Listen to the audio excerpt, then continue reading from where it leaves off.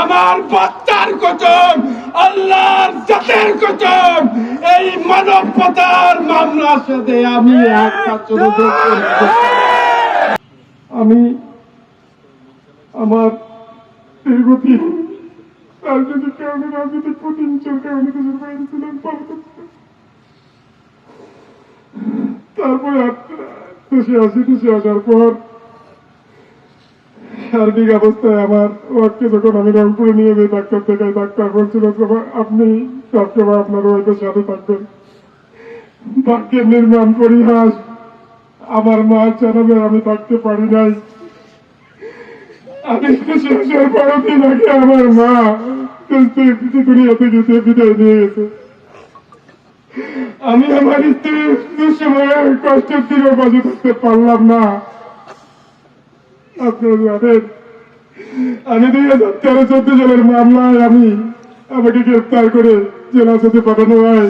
জেলা থেকে দেখানোর পর সেখানে মানব পাচার মিথ্যা আল্লাহর কসম বলে বলতেছি, আমার বাচ্চা এখানে আছে, আমার বাচ্চার কসম, আল্লাহর জাতের কসম, এই মানব পাচার মামলার সাথে আমি একটা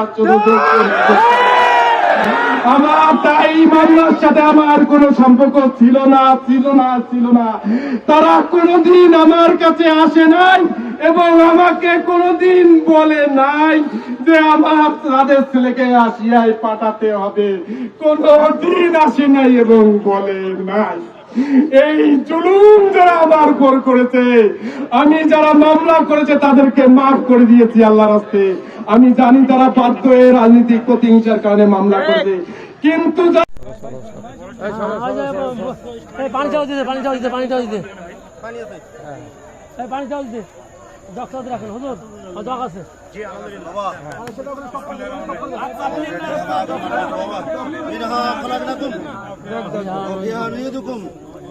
ومنها نخرجكم تارة أخرى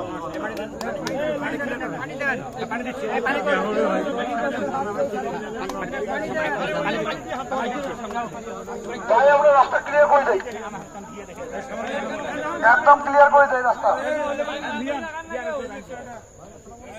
দৌড়িয়ে আনিস।